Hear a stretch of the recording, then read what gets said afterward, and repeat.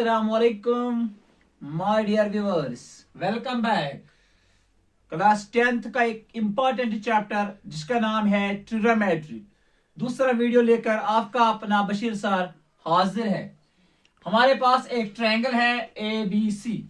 ये जो triangle A B सी है ये एक राइट एंगल ट्रायंगल है। A B C is a right angler triangle. ये जो ए बी सी है ये एक राइट एंगल ट्रायंगल है। और राइट एंगल कहां पर है? Right angle at B. ये बी पर 90 डिग्री बनाता है।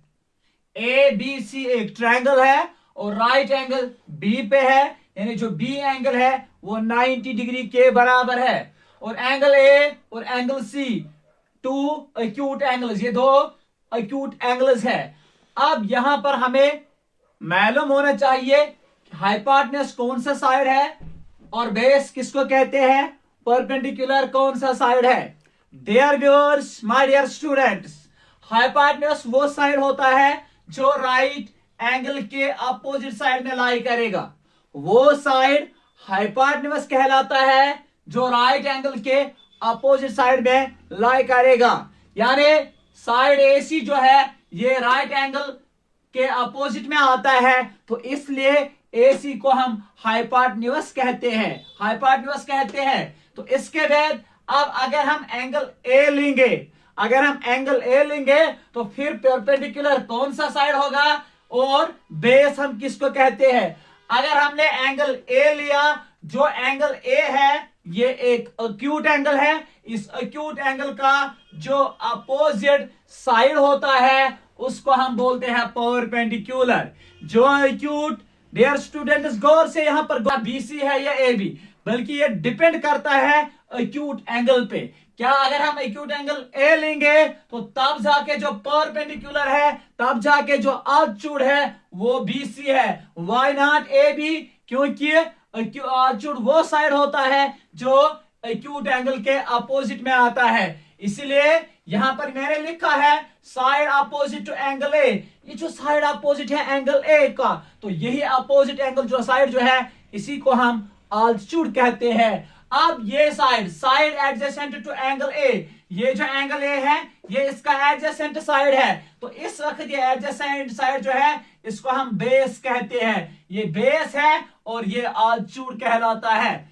लेकिन ये डिपेंड है इन दो एक्यूट एंगल्स पे। अब अगर हम एंगल को चेंज करेंगे, अब यहां पर एक्यूट एंगल को तब्दील करेंगे।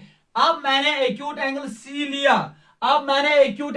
लिया। डियर स्टूडेंट्स, डियर व्यूअर्स, इससे पहले एक्यूट एंगल ए था, अब मैंने एक्यूट एंगल सी लिया। अब बेस कौन सा साइड है और परपेंडिकुलर कौन सा साइड होगा, ये डिपेंड है इस एक्यूट एंगल पे। और देखो, चाहे आप एंगल ए लीजिए चाहे आप एंगल सी लीजिए, इन दो में से कोई भी एंगल आप लीजिए, एक चीज कभी भी तब्दील नहीं होता है, वो है hypotenuse. Hypotenuse remains the same. चाहे एंगल ए लीजिए चाहे एंगल सी लीजिए, हाइपोटेन्यूज कभी तब्दील नहीं होता। क्यों नहीं होता?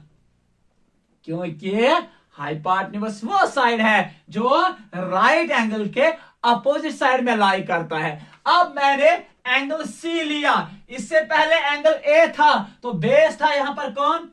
बेस था उस वक्त ए बी, लेकिन जो आल्टीट्यूड था उस वक्त वो था बी सी। अब मैंने एक्यूट एंगल चेंज किया है, अब मैंने एंगल सी को लिया है। डियर स्टूडेंट्स, जो ही मैं एंगल सी यहां पर सी लूंगा तो उस वक्त क्या होता है, उस वक्त जो उसका अपोजिट साइड है वो है बी सी, क्योंकि आल्टीट्यूड वो साइड होता है जो एक्यूट एंगल के अपोजिट में आएगा। तो इससे पहले ये ए बी क्या था? बेस। अब ये बन गया आल्टीट्यूड,